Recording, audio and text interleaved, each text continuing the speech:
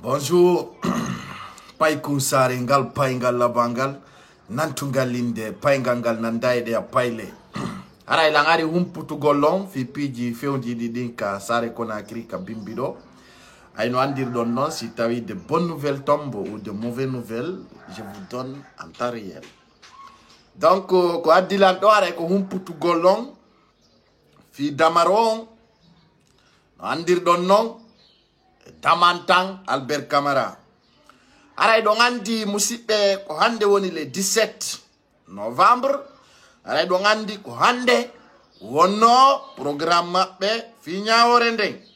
Hande non ɗo ni ɓatta tami waɗa on ɗo vidéo on tosoku mi humpita on taw ko honno ɗum woni feƴƴirde ko honno feƴƴiroyno. Aray musidɓe kala taw hawruɗo yo vidéo ɗo ko yo partage mo fi yo jama humpito parce que donc andi men innuno yo jama on noto moƴƴa ka ñawore bandiji ɗi. Haray ko mboy nete Damantang Albert Camara buyanda. Haray ko mboy nete bandiru ndum Damaro haray buyanda. Kono ayo ngandi souvent so yi photoji ɗi ngo ngandi tay haray ɗo nana inde maɓɓe kono nganditata inde ɗe famine kono si tawi on yi photoji ɗin ɗo ngo ngandi tay. Donc, je vais montrer des photos. Pour vous montrer d'abord, on parle de quoi? Voilà. Voilà. Attention au maximum. Voilà. Ben, on l'a été dans Damaro. Kodo yete Damaro. Ancien délinquant d'assemblée. Oyi mo ka ngandi timo Damaro. Il était Damaro, ancien délinquant d'assemblée. Odo, l'ancien délinquant et de la sécurité, de protection civile et de la sécurité. Donc, ande ko le 17, hare bouye mo yejitino. Kona do andi menen meden do, me wi on kala ko fewndi lagine. Sindi liwli taka yore amen. Aray atanannaki. Aray wana birdi. Aray no musidɓe. Aray jama on ande don andi auditon ko ande duano fuɗɗagol. Damaro et Damantang. Ɗum non ko ka premier instant de mafanko. Joni non ɓe holli haray ñawore nden laataki hande. Wono ko honni waɗi ari lawore nden laato ko son timmi 1000 personnes mi ala nangue. Partagez. Je vous donne des informations en temps réel. Je suis le seul blogueur guinéen. Sondo mi ari wara mi ɗo addonori on. An kay noon ɗa yiɗi darugol tawa partage ta. Non. Ino ɗo 500 personnes déjà dans une minute. Arugol tun nata waɗa ɗon tak partage. Wonno ɗum bonnantama. Kono da fala heɗade ko feƴƴata kon kono a yiɗa sendutugol a humpitota ko ɗo 1000 personnes mi wolana o no mi andi tinniri on no ay ɗon andi pay ko sare kanko information ji makko ɗin ko laaɓuɗi poyɗi jilla e bata no laaɓi post so ari o jonnanima a taway ko ɗum woni nder ton o baka ko blogueur moron ka ko gera so naati yaray mo addori on ataka birdi e wetay tungo wara ara mo addu ara mi do yobori net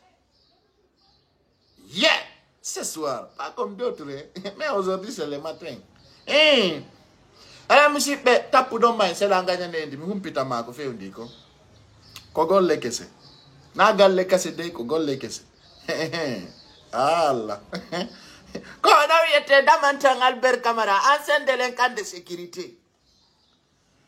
Ono yete Damaro, ancien délinquant d'assemblée. Mettez-le qui repartage 1000 personnes. Et ala non qu'on no dum iri. Haray don andi ko hande be nodditano ka suudu ñaawo. Haray non hari be habba kombo habba no ka suudu ñaawore.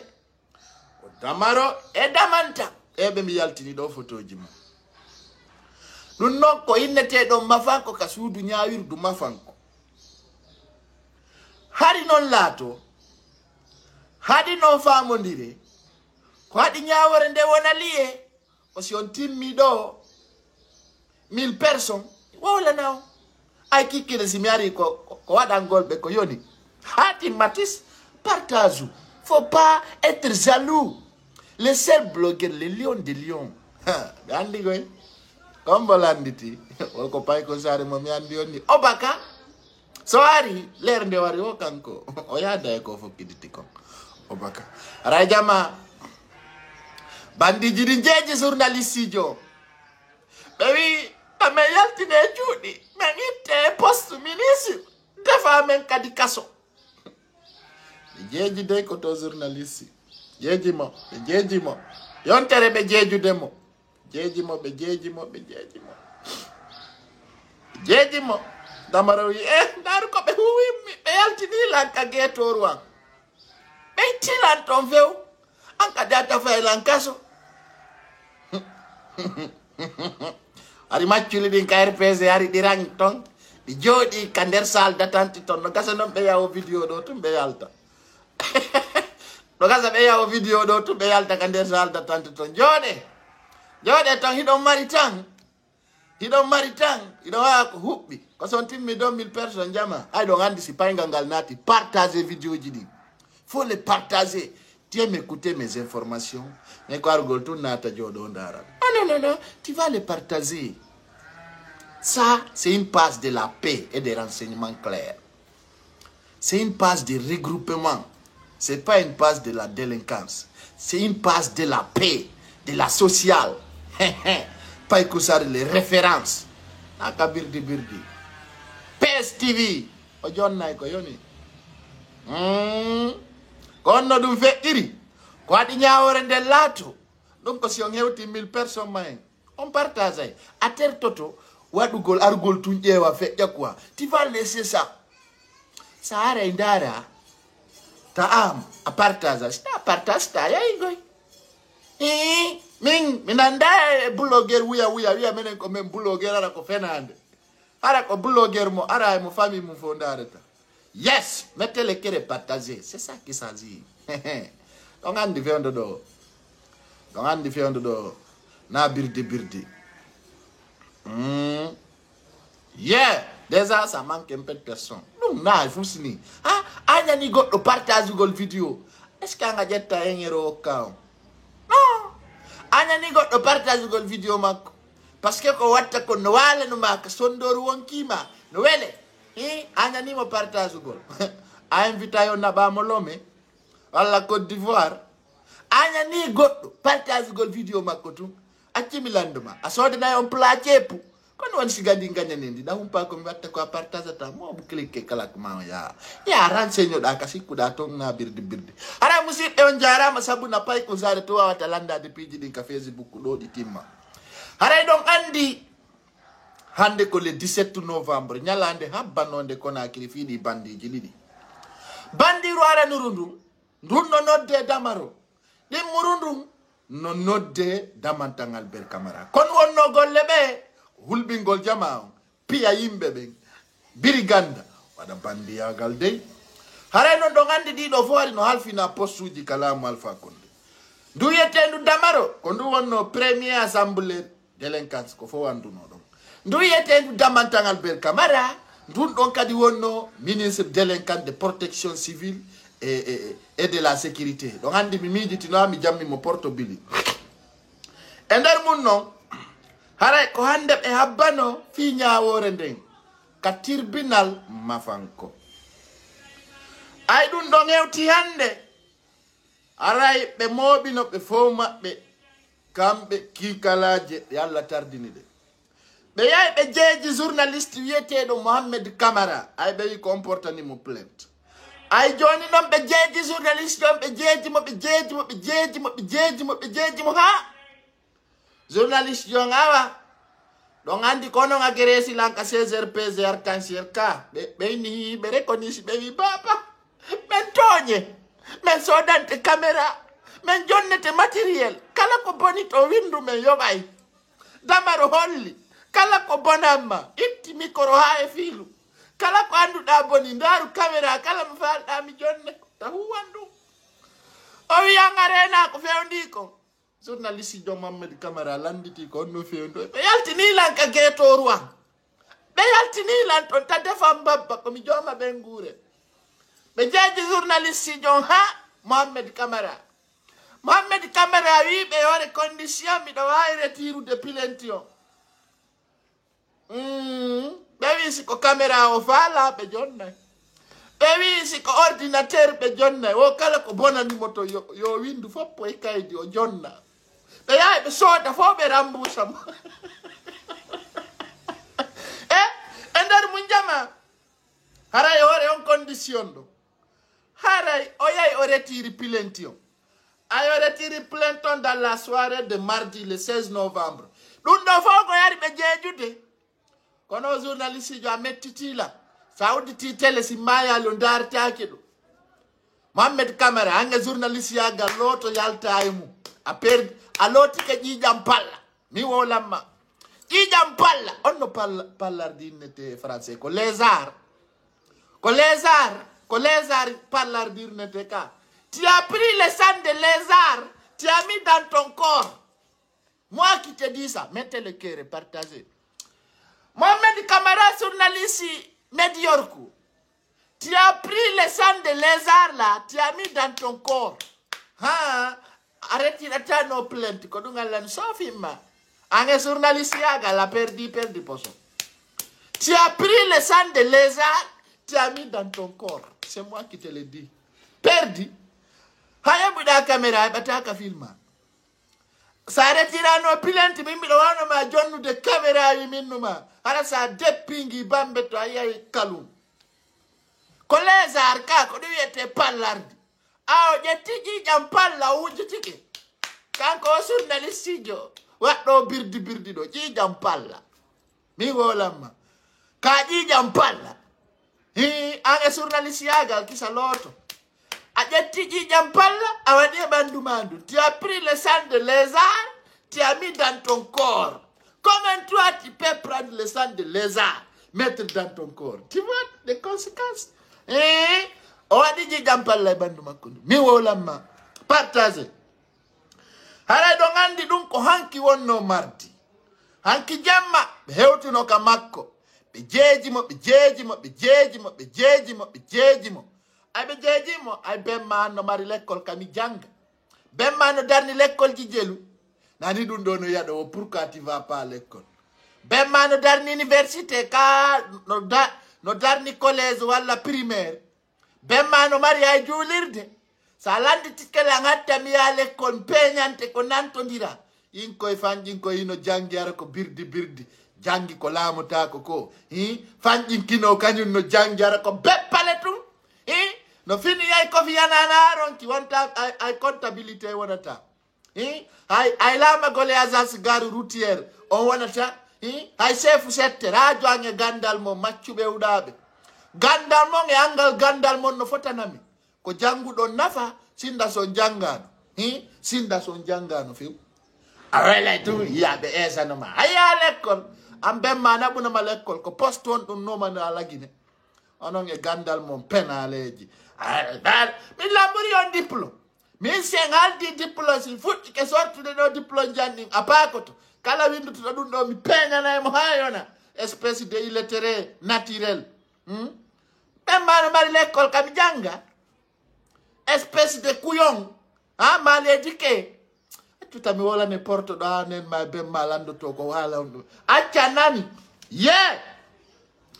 hara e der jamma on dum ko mardi ko hanki on famine min mondari lansine akimine aymo sa yi dalan no mi wayri non ko ajuma detta clique kala kuma on seka ya haka jangu be RTZ no do ka be futti ko français be deppata be gayna Espace FM no do ka be futti ko français be deppata be gayna ko Fimbe FM ka ko Fifi FM ben ko futti ko français deppata be gayna on yarta to windiron to kondi mi si mi ardi e français jamboyli darta do na vale kol na foutaise na yawa gollan afara la ukkade sa ukki kala non mi hollete ayon mi ngande kad mi accanta e wotu min sida boni hakkin walla da hubbi sari 45 manja e Portugal mi potante ko nattora ande kad mi accata ay to mi andi do way wa gite nyamaku sorka yo nyamako ayona peña sa ko bena jangu de France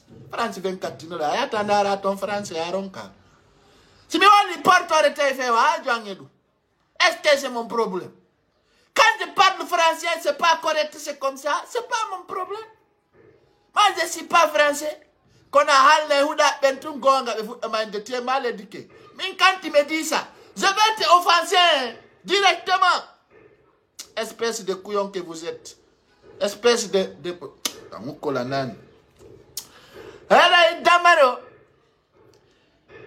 angandi damantangal ber camera wonno portore là où je suis étonné aso di caméra di nga jonti journaliste jon haray dans la nuit dans la soirée du mardi 16 novembre haray donc andi journaliste jon yawno retiri plainte makko 2021 plainte on retira par l'Assemblée nationale ancien ministre de la sécurité donc kadi be jaji journaliste jon ko kanko damaro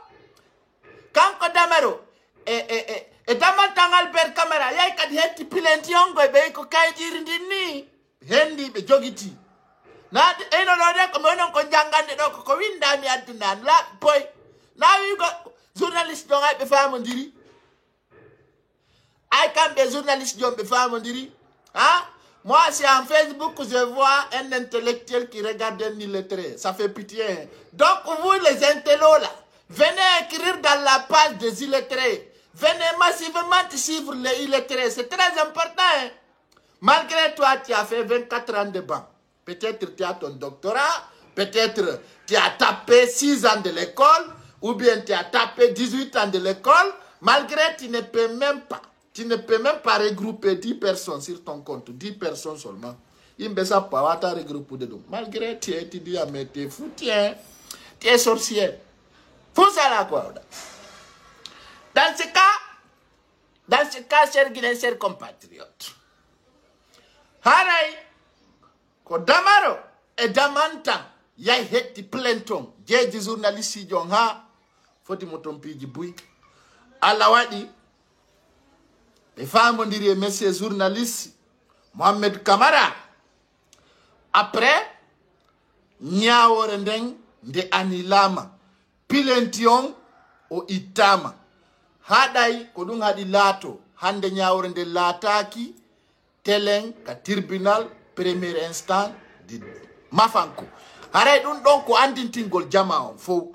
Bebe mi yewtuno fo ko ande wadi nyawore nde wonayno fi kondanu golbe maximum ko 7 mois wala 10 mois wala 1 an wala 2 ans wala 3 ans. Haray no ko hande dun duano kono journaliste jo wujido ji jampalla.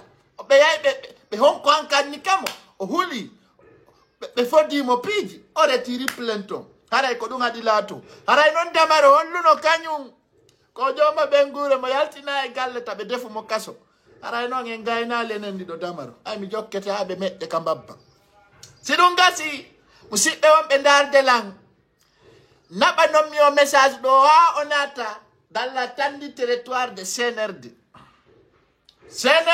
mi do salmina on mi do lando sidon e jang ndu wada ndu ka kurande kono ndu inete o ka kura woko abesilla joma jawdi joma programme di bus abesilla yalte charne adana men transporti yaru boke kan sare ka CBC ya wadana be kura me yida RPG adda donso e sare kona kirine be ya ko manque d'électricité wala ko manque de l'eau e woni manifestor de ko penale nani Maybe you have the fella fus. Quartier di manifesta ki depuis qu'on a krita gachita hande. Billahi wallahi tallahi. Hay etele. Onyi ka bolbine manifesti.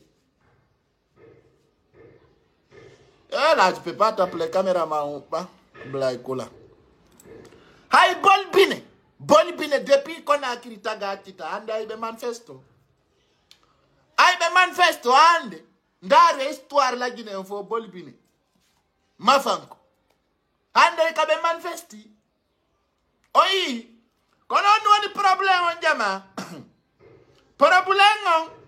ibe mobude yimbe surtout ne woko mouvement de colère des femmes de Kamsar nane wo mouvement de colère na musi onno ina musi ko kuran ka ko mbudi hare colonel Dumbuya jentola nana ko gokunni fuɗɗorta tiiɗa ta jaɓu manifestation e sarde min nima depuis anki jemma ya moɓu délégation CNRD naɓa Kamsar ko yaawi ta minimisa ta fijir komi wolante mako min nima ya ndaaru otoje moƴƴe hara ko waɗoje leer ɗiɗi ɗo e Kamsar e CPC naɓaɓe yewti don anda ko honɗum woni probléme maɓɓe on si ɗa wawi régula si ɓe wiwana ɗum régulaɓe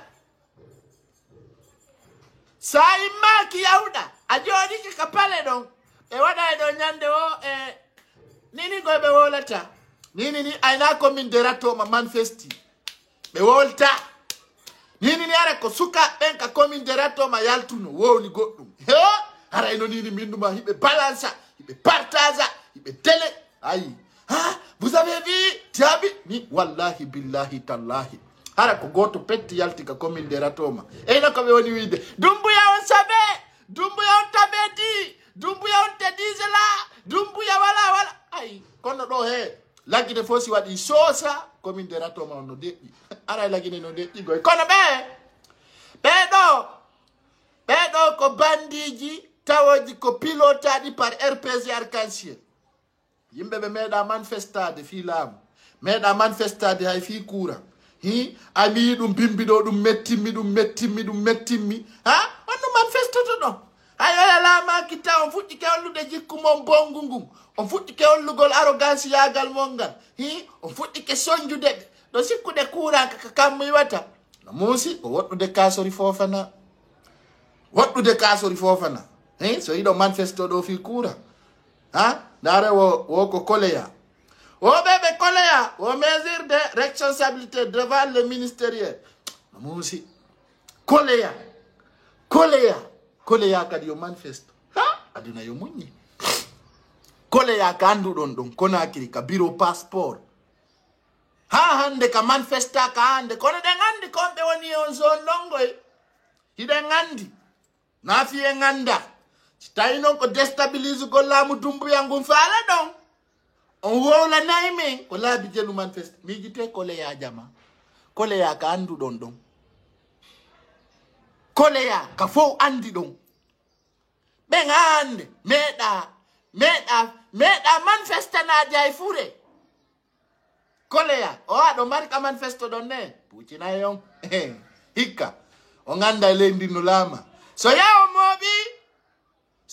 moɓi Guinea bare yawo yoɓe yaɓe manifesto devant le ministériel fi bonnugol programme ji CNRD ɗi ko billahi wallahi tallahi ka seeɗa toon to moƴƴata hande noon mi avertition ngoy min kom torto colonel Dumbuya kala ko waɗi fitti o hewto o landoɓe konno waɗi sino wawi régilde o régila o walla jama o sarde naka manifesté awa ko ɗum mi marno ko mi haalana on ɗo musidɓe wolaneɓe ko laaɓi pos koleya kadi e manifestagol la ilaha illallah muhammadan rasulullah allahu akbar koleya e jama iɗen andi ɗon kon ɓe woni ɓe koleya ɓen ka iɗen andi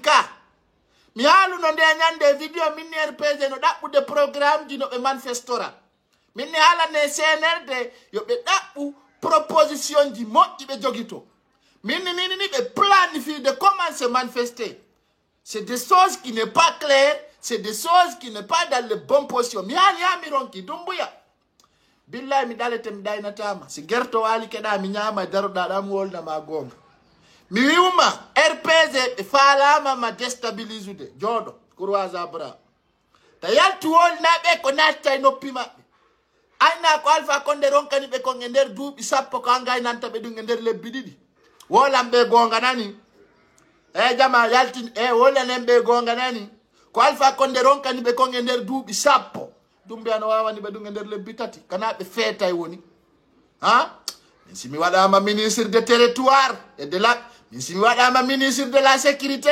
ay feetuɗo par ce que so ardi e penale mi peñantami sorkeñama kum baka ay oɗo ko monsieur Bassirou Diallo hino yurme o yalta e manifesto ɗon ko gonga mo mafanko ka anduɗon ɗo koleya ande o yalta e manifesto ɗon ayon ala heɓude bambam fare o sutti ñama fena koleya quartier ɓurɗo warde fenande e lagine sa hewti koleya ka kafeje jooɗo heɗoɗa koleya e penale mum ɗe koleya ne ko ɗon aɗata yiya goɗɗo oyna miɗo wama moƴƴinande passeport joni o yalta mi moƴƴinanama visa francia janggo koleya quartier on ko penale o innitira ko koleya anani ka koleya ko quartier yeyoɓe pine hakkune Allah koleya sa yayi koleya no e avaria hakkune Allah hewta joni ɓe duɗɗane joni holoɗa joni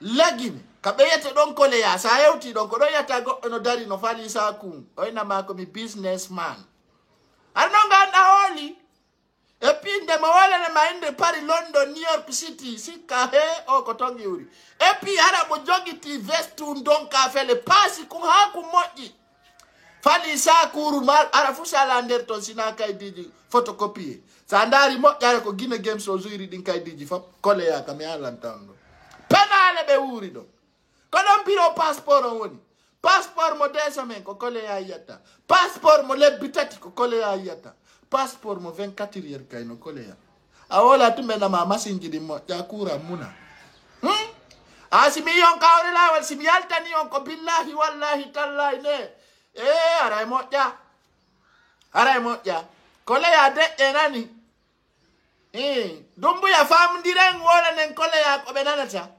yaltuwol naɓe ko natta e noppi maɓɓe ta jaɓan ɓe o birdi ɓe faalama bonnude elanji maɗin kono ko hakkude Allah nini ko ɓe faala o ko ɓe faala ko yo yimɓe ɓen yaltu goto ware ko ɗum woni décision maɓɓe o mi haalino noon e vidéo am feƴƴuɗo hande kadi mi haala hakkude Allah yiyay ɗo affaire manjo so udditi sako makko on ko kaydiji Guinea Games tun tawata ton hara no minnuma ko pumpuruji kaydiji Guinea Games hakkude Allah o yiyama kanko mo wayna ɓude yimɓe leyɗe porto koleya sa hewti ɗon taw ko a hendu ndun si wifima ka geeti ko ukkoto kon ɗon e ma falte tutude la ilaha illallah muhammad no hawni jama sika koleya yo manifeste donc serguinen ser compatriote ɗon andi si piiji ɗi yalti ka sare men pay kon sare aray haalana on e haray on se retrouve à 20h inchallah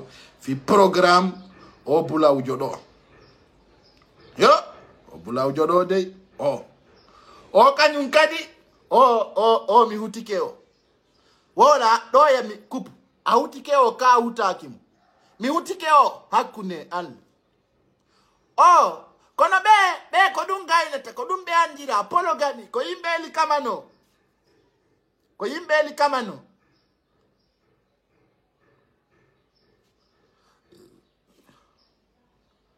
yennan siɗa faala min ni o miɗa hutimo o mi haaju an ala e ko goɗɗo yenna tammi haaju an ala e ko goɗɗo watta birdire mo wala se ɗo tun aroton yenno mi bloka taw parce que c'était média min a ara yennalan ɗo mi blokatama ara waɗa bêtise je te bloque pas parce que miɗo andi tu n'es pas assez intelligent malgré tu me prends illettré mais le plus illettré le plus imbécile mal éduqué c'est lui qui t'insulte publiquement vous comprenez le plus con et puis min la mari droit kala yennuɗo ka pasan ɗon bloca e compte ma o parce que a agressant ka territoire am si mi yayi mi revendique compte ma directement, ils vont te bloquer. Mais malgré tout, je ne vais pas faire ça à personne. Hakune Allah, billahi wallahi tallah. Sur le plan de règlement de standard de Facebook, si mi jotini donc agressé dans l'incapable en compte, je peux bloquer ton compte directement. Billahi wallahi tallah. Mais bon, on a outi ke mo ka outi mo. On huti kemo ka on hutaki mo. Non, do yinko ko yara ko famina. C'est pas Kousare qui est illettré, c'est pas Kousare qui n'est pas assez intelligent, c'est pas Kousare qui n'est pas été à l'école, Mais malgré quand je vois leur comportement, je comprends bien que c'est des personnes illettrées naturelles. Illettrées inconscients. Illettrées imbéciles, quoi. Vous comprenez? Quand on a vu, Djangi Famal, nous disons des sarres qu'on a créé. Amoni, ah, mi utike o. Mi ona ulla fenande. Mi ala ni on jamado e way no dirde do. Sai gorko popo. Hara wola se da tun fesa. Hara no wa debbo en diyen. Moƴƴa gorko nayo wullu. Sai gorkori wullori. Ayi gorko popo. Nyama nyiri wulni tandi. Ayi gorkoru no jodi tun no fesa. Ko sigandu. Penale tun. Ko woni kom popo. Sai bi boboru. Hara kandu jodi wondu ndu wulle. Hara hindu ata tun. Komi masafala waru. Nafata. Sai bi pay kun tay kun bebi ta gorebe makumbe. Pocho pocho. Sai gorko ende tunu atunga wulli.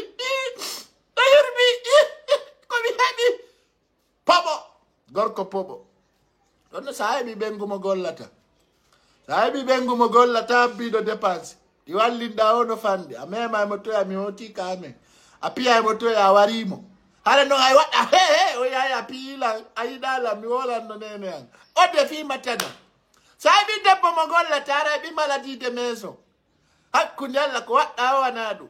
Ya yango da kayasi doga inange ha arta kasudo yama. On geraki. La pire est police, attention on ne monte. Tu as vu c'est dangereux. Une femme qui ne travaille pas, c'est la maladie mentale à la maison. Ko andi mo habbi do ko bi wono fan. Si Goddo woni patient de quelque chose, tout ce qu'il va avoir, il va dire, ah, ça c'est petit. Ça donne 1 million, ça va 1,5 million, no moti ha. Andi ogolata. Quand ko anda 1,5 million ko budi. No, imbe ben ko naki. A jonna be 500 men na mami si ko 10,000 jonno da mi granga tawa na no laba. Ay ko VIP sans travail. Parce que quand be anda no nda e birde. Ambe jettu ma fetu do. Ko dan dandi mo golla le bata. No be jotto be tabe na pa ko zare ko puy do no.